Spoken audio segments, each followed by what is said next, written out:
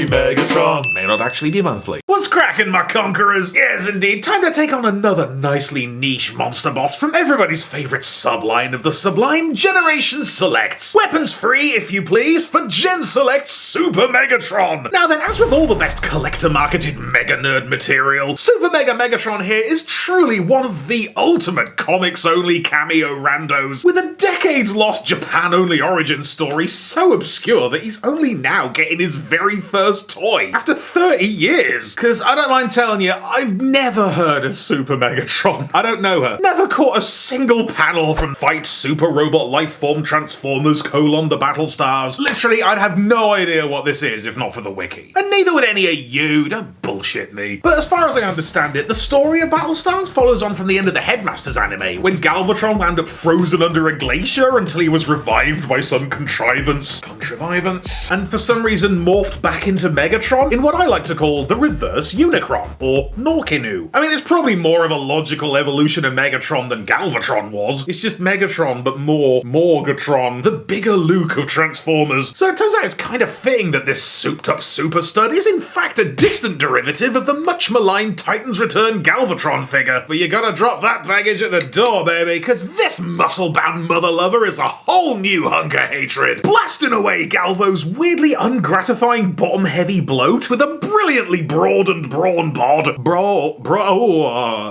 Along with a whole pile of just little patches. Like the Titan gimmicks completely stripped out, that flip-out faceplate is history. The gun mounts moved from the front to the outside, which is huge, actually. This is as good as this design deserved to be, you know? This is beyond a retool. This is a rebirth. Now, size-wise, he's a little sort of stuck out of time. Because, you know, Voyagers were a bit bigger back in Titan's Return, but let's not get it twisted. Voyagers now are better. We know this. But this is a special edition, man. He's had that quality upgrade. And there's just something heavily pleasing about that smidge of extra height. There's just a certain edge to Senor Super Mega, you know? Just this incredible air of aggression. I mean, much as we love and respect regular Megatron, or Megular Regatron, he does kinda carry a cloud of lethargy upon his flat grey form and world-weary persona. So I just love to see him so invigorated as this jacked-up Gigantachad, blasting a sizzling physique with a shredded midsection and some stupid slamming pectorals. Ruddy hectorals. Colours are pretty much the classic pavement and charcoal graveyard greygasm, but pan-seared with the mad heat of these righteous red spots blistering from beneath like burning Godzilla. Check out that bitchin'-ass Battlestar helmet with its powerfully pronounced mutton chop cheek chunks and a chiseled face that smolders with anime intensity. All cheekbones and flaming eyes and...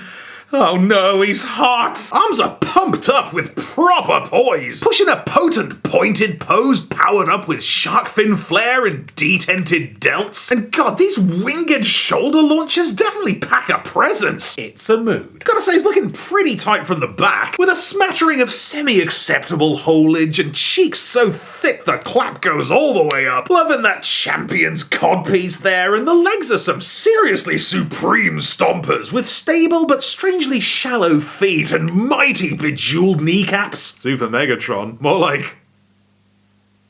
Shin Megatron.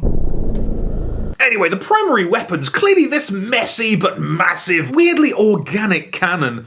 Nice swollen red tip there, mate. Along with a bonus removable three-peater for versatile cross-body deployment that I really don't feel like I have to explain in a post-siege world. Shout out to the War for Cybertron trilogy for normalising that shit. I don't know why the whole chest needs to be reversible. It's literally the same look, just one of them's a bit shyer with the details. When has a smaller Decepticon badge ever improved anything? But check this out. The helmet's actually hiding a pretty flawless face flip thingamabob, so you can switch out that chiseled mug for a creepy horror show shadow visage. God, don't tell me Battlestars was the inspo for animated Blitzwing. Hang on, I wonder if I can flip this shit around so it's actually cute. So goddamn, old Soupy here definitely drops a banger of a bot mode. I don't know, it kind of has the vibe of that gloomy, shapeless mate that you bump into after 6 months and they've unexpectedly shed 3 stone and bulked up into a hypercharged humunga hunk. That's how I'm trying to be post-COVID. Yes, it takes a bit of getting used to. Yes, it's faintly ridiculous at first, but you gotta respect the gains. Absolute battleship of a man.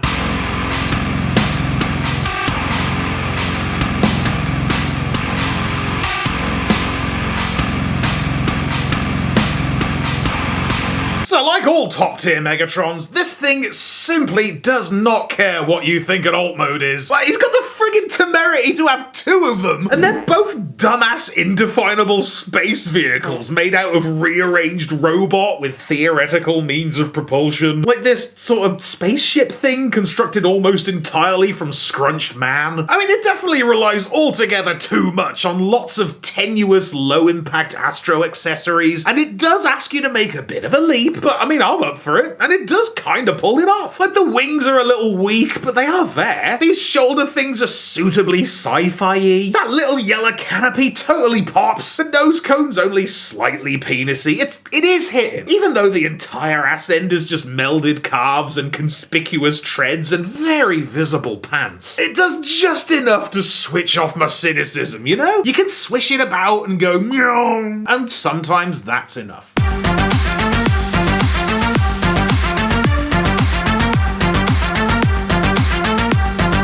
Same sort of situation with this terrifying pincer attack groin tank. Groink? Like, it definitely continues to be a big pile of bits of Megatron. Sort of a formless mass of threat. Barely balanced on these nebulous leg tracks and the most pathetic back wheel ball sack. But we'll allow it, right? There's a certain underlying elan to it. That skinny triple barrel's pretty unique, I suppose. It's fine. It's silly as shit, and it's fine. It's a full-on future space tank from the future of space, and you can't prove that this isn't what that's gonna look like. What do you expect? It's called Super Megatron, not Sensible Measurement. And I don't know if it's just me, but I feel like Smegatron here has a faint echo of live-action movie vibes, or vice versa? Vibes versa? I mean, he's an eerily bulky, terrifyingly powerful max-level Megs that turns into whatever. And he even started out in the storyline. Hetfield voice, trapped under ice. Who knows, maybe somebody on the crew was a Battlestars reader. Maybe this was the muse all along. Maybe we're all that kind of nerd. But real talk, does any of Super Megatron's real or imagined uber nerd prestige make this an essential purchase? Is it even an excellent figure in its own right? Not really. But think about who this is for. This is deep core Dorksville fodder, trading on that very specific thrill of the barely known that a certain genre of dweeb loves to eat up. You know we love to see an ancient neglected idea exhumed from the catacombs of obscurity for pretty much no reason and for an audience of almost nobody. That's what we live for. Super Megatron has one joke, and it is, who remembers the 90s? Hard relate. Right, more to do, keep it Thew.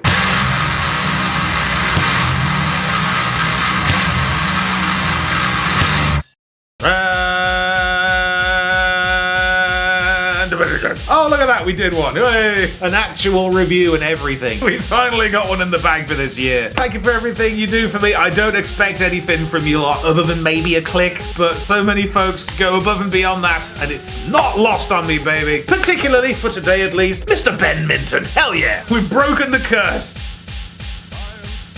Be sure to subscribe for more Thew's awesome Transformers reviews. Limited appeal, keeping it real.